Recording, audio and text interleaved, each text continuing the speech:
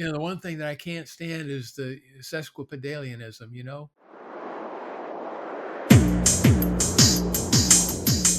Hey, Pat, I get a lot of questions, and I'll bet you do too, about reference material.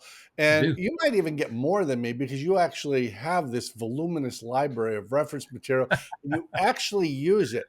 And I have two standard answers for this. The first one is, of course, like and subscribe. Like this video, subscribe to the channel, and leave a comment because we're about to blow your mind. The second one is, everything the FAA puts out, every book that you can buy is available online for free as a PDF. I think that's a little known thing, that all the study materials, anything you could ever want, it's just a mouse click away. Yeah, not only the ACS for all of the certificates that are and ratings that are covered by the ACS, but all the PTSs on the few that are still covered by PTS. All those are there free of charge. And when you're looking inside the ACS or the PTS, as the case may be, all of the reference materials that are in there, whether it's the PHAC or the airplane flying handbook or FAR-AIM or whatever, all the references are in there too, and all of those are on the FAA website free of charge. Absolutely, Jamie. There's a wealth of information. Treasures abound. And it's so much deeper than people think, because you just brought up some really good ones. And for the average pilot, whether they're training or just want to stay within the rules, those are really good references. But what if I wanted to fly seaplanes or ski planes or tail draggers or whatever? There's books on that. If I want to fly helicopters, there's books on that. If I wanted to be a mechanic, and I think I know a guy who's an A&P, you need to take a general test, an airframe test, and a power test. And all three of those books, and they are big books, they're all available for free. You can get an enormous autodidact education. That's a big word. Go ahead and write it down. Autodidact. You can teach yourself most of this stuff, or at least when you go to a class or go deal with an instructor or an examiner, you can ask an intelligent question because you read the reference books. Man, Jamie, I'm impressed with your use of that. What was that word again? Autodidact.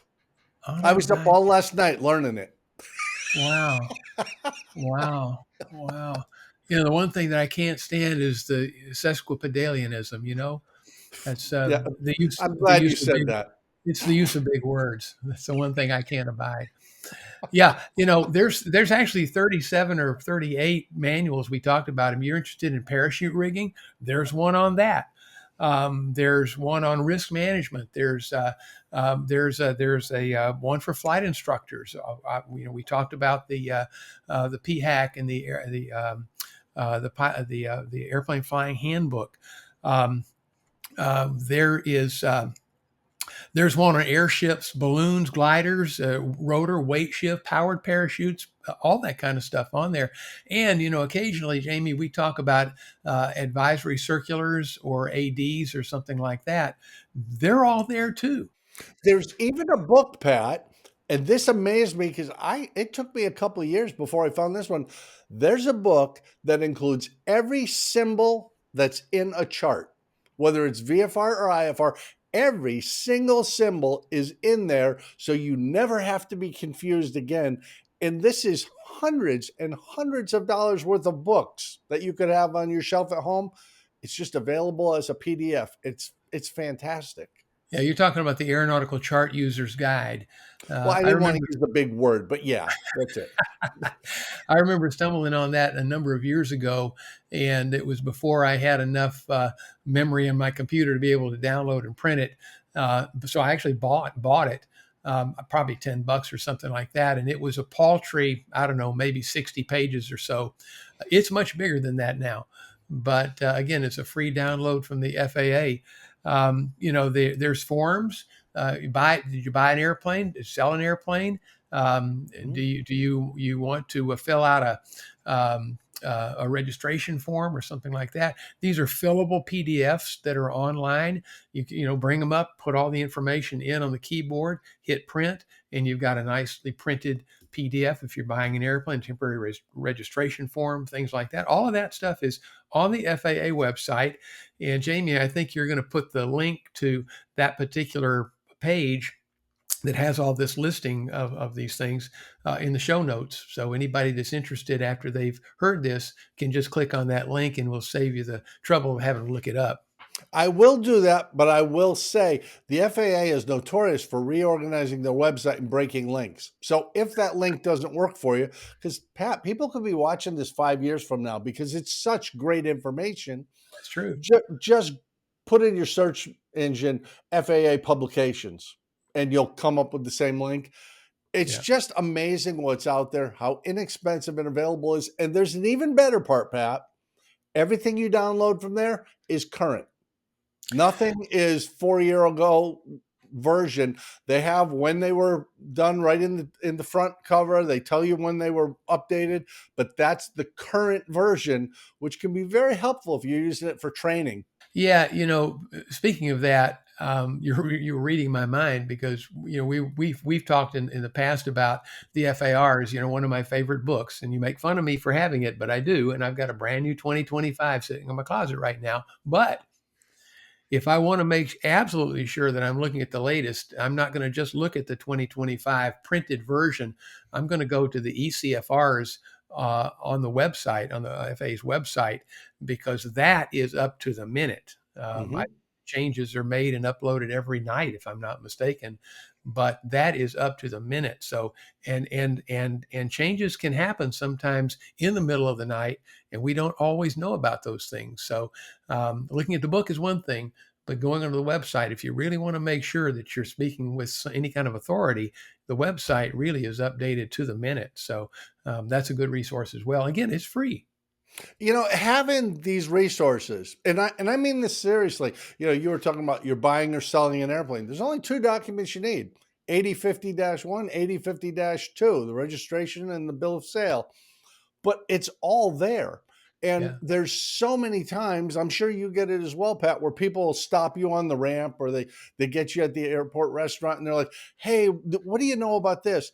All this stuff is out there for reference. And the great thing is, and I mean this in all sincerity, Pat and I are pretty professional. We've been doing this for a while. We know our stuff, and you still shouldn't believe us. You should go look it up yourself because there's nothing like being able to tell that examiner, instructor, hiring captain, whatever. Oh, the reason I believe this is because it's right there. It's written down. Let me pull it up on my iPad and I'll show you. That's a whole different thing. Well, my friend Bob told me that doesn't fly real well. Yeah, especially if you're faced with some enforcement action or some unpleasant um, interaction with anybody of authority, my friend Bob told me isn't really a good defense. I got an email yesterday from somebody that was asking about color blindness issues. Mhm. And there have been some changes, as you know, Jamie, on the way the FAA wants color blindness tests run at the AME. And I actually referred them to the FAA website because there's actually 28 little handbooks on aeromedical safety issues. The aeromedical safety brochures, 28 of them, Mhm. including one that CAMI puts out. And CAMI are the people that ultimately issue special issuances and things like that, complete with a telephone number. If you need to call the CAMI people with a question, you can call them up and they will answer, or they'll respond to your phone call and hopefully be able to answer your question. But so again, just if you look at the kind of the general headings that are on this website, this long list of things that are on the FAA's website, there's some subheadings. For example, there's a risk management link, and there's four separate brochures just on risk management. So a lot of good information there. A lot of good information. I would just urge anybody listening, watching, if you're just not sure about something, the FAA's website is actually pretty good. It really is. There's a lot of information there. It can be hard to find at times, but that's Yes. why I say we'll put a link in the show notes or you just search on FAA publications. There's so much there and there's so much for us to know and none of us knows enough to say I got it all. I'm good. There's always more, and talking about the maintenance books for instance, Pat, some people will buy old books because I can save $3. and that sort of thing. Well, they didn't used to have composites, and things change over time. Or you could buy the old navigation book cheap, but it doesn't have anything in it about GPS, and you're studying Yeah. ADFs and NDPs and VORs. And That's not going to help Loran. you so much. So having a place where you can go 24/7 with an Yeah. enormous library of entirely up to date, accurate information. And keep in mind, I think you agree with me on this, Pat. The people who write these books are the same people who write the knowledge tests and the same people who write the PTS and the ACS for all your practical tests. So if you learn what the Pilot's Handbook of Aeronautical Knowledge says, you can apply that to pretty much everything you do and be on solid ground. Well, as I said earlier, when you look at the ACS or depending on what you're looking at, the PTS, they make reference to every task, every subheading, every area of operation references the materials from which those questions or those subheadings came from. So it's just all there. There's no excuse to walk into a check ride, for example, and be really surprised about too much if you really do your due diligence looking at the ACS and referencing against the materials that are readily available on the website. So once again, there's so much there, and it's pretty cool. I'm so proud because, Pat, we have now provided people with the tools to be massive aeronautical eggheads and just know everything without having to spend a ton of money. I think that's wonderful. And that's why people should click the like button. They should subscribe to the channel, and they should definitely share this on social media so that other people know all this is out there free of charge. And how much do you get in aviation that's free of charge? Really? Maybe a little cup of coffee at the FBO. Well, maybe. All right. So, yeah, I got no more, buddy. I got no more. I'm all tapped out. All I want to say at this point is autodidact and whatever the hell the word was that you used. I'll let you look it up. I'll talk to you later, pal. Take care, man. Adios.